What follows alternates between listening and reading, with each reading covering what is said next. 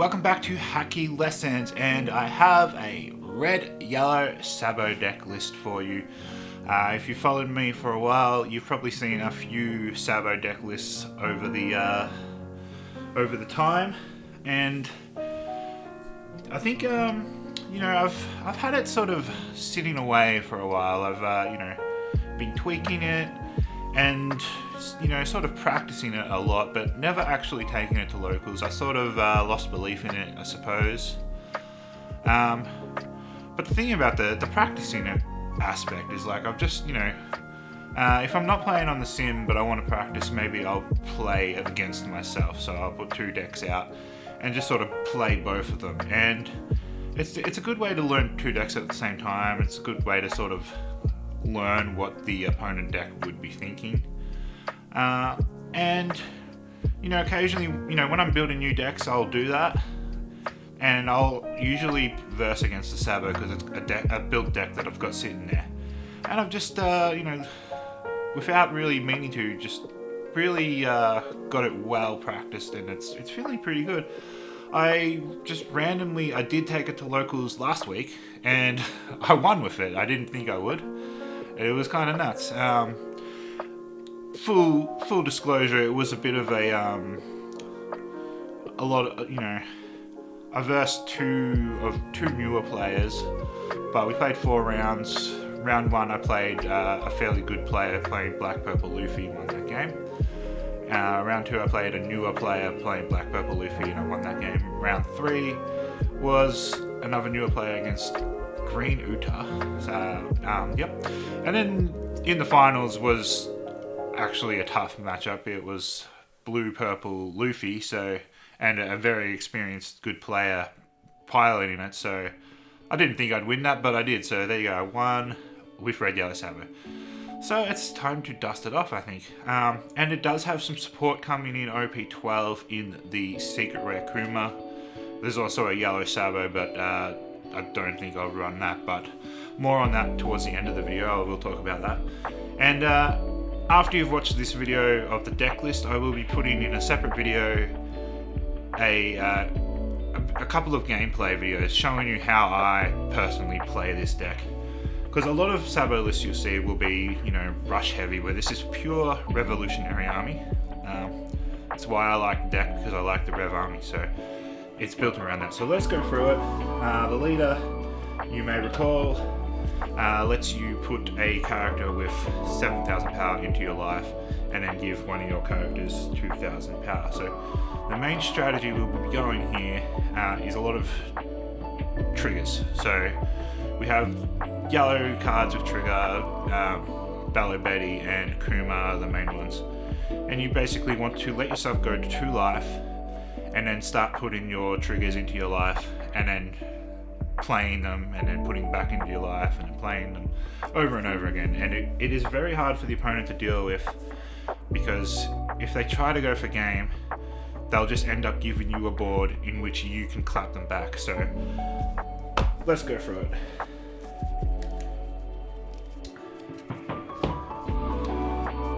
Turn 1, we are hoping to find in our starting hand a koala. Now you might say I should run it at 4 in that case, but it doesn't need to be at 4. Once you've got one on the board, it's you only need one, and there are times where you don't even care about it.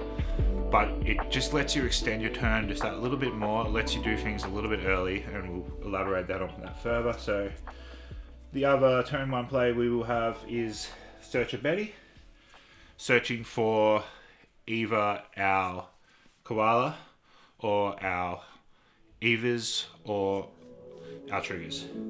And then also 3 copies of the Rev Army headquarters. There's a few bricks in this list, so it's nice to, if you have bricks in your hand and you don't think you're going to be playing them in that matchup, because not every card is going to be applicable to every matchup, it's good to cycle through with Rev Army headquarters.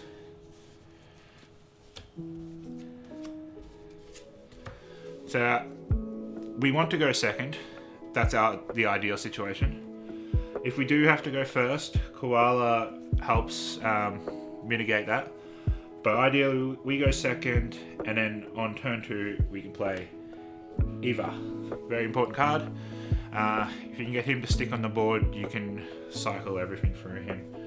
Basically, when you use your leader effect, put the card into your life, make Eva 7k, Eva play something. And then 4 copies of Karasu. Obviously, even if you weren't running Rev Army stuff in Sabo, you still run Karasu because it only works if your leader's Rev Army, and it's such a good card. This is basically what makes beating blue-purple Luffy possible, this card.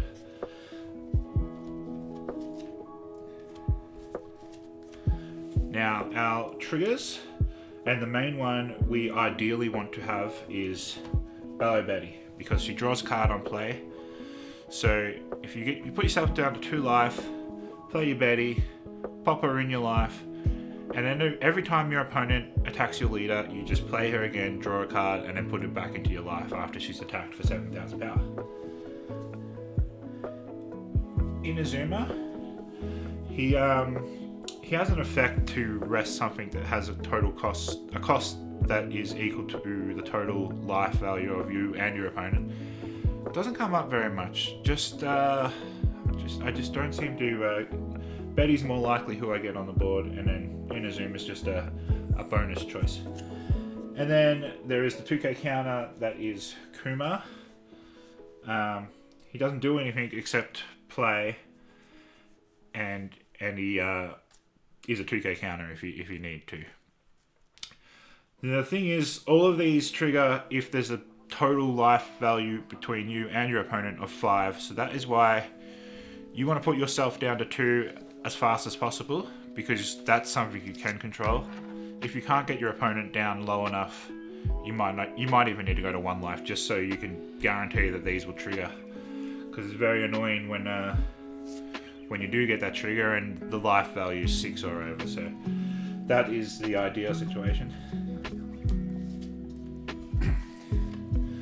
And then on top of hiding these in your life, some games will get into a grindy position, and Dragon, great rush card because it puts 2 rested Don on something. So if you have Akuma out, you put 2 Don on here, make sure you got enough Don to put on your leader as well, and then you can attack with this, put it in your life, pop that up to 11k.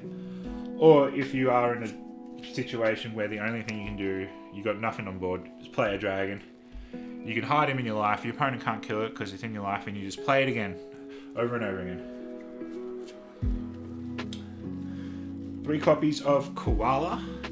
This is a situational card, so this is one of those cards that you'll want to cycle off the Rev Army headquarters if you're in a matchup where you won't be playing it, because it's a blocker, but on play you take a life and then play a Rev Army from your hand with cost of 4 or less. This card is really good in the matchups where they're putting your stuff in your life. So they've got a yellow 8 cost Katakuri or a 9 cost purple Big Mum. It pretty much is what won me the game against that blue purple Luffy. So he popped my Karasu into my life. I played Koala and just played him straight back out. And then, taking a life can hurt, but your leader ability mitigates that anyway. Now, 2k counters, we've already got the Kuma, but on top of that, just Rev Army 2k, so Koala. Sometimes you can play her to get that minus effect if you want, but more often than not, she's just a 2k. Sabo from EBO2.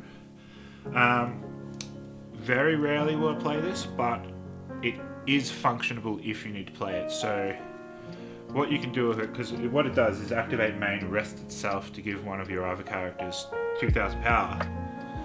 So you could play it. It can't attack that turn obviously because you just played it. Slap 2 Don on it. Use its ability to power up one of your other cards, and then because you put it at 7 with the Don, put it straight into your life, so you don't have a rested card just sitting there that was pointless. And now you have a card that has an extra 4,000 power because it's powered up through this and the leader ability. Now we have 6 event cards, so that's where Rev Army headquarters comes in handy again. 4 copies of Galaxy Wink. This basically is Karasu, the event card, so it will give one of your characters 2,000 power and one of your opponent's characters minus 1,000 power. So this is really helpful, especially in the early game, when you don't have enough Don to do everything you really want to do. So if you have this on board, and or if you play this on board and you only have 6 Don, you could still put 1 Don on your leader, pay 1 for this, that will make this 7, and you can pop this straight into your life. And that is a valid play that I'll get into when we go through the gameplay video, is sometimes, often even, I'll play a character and I'll pop it straight into my life without ever letting it attack, because it's going to come out anyway on trigger. But anyway, now we go into the last card. It's 2 copies of Keep Out. So this is a counter card that will give one of your characters 2,000 power until the end of your next turn, our next turn.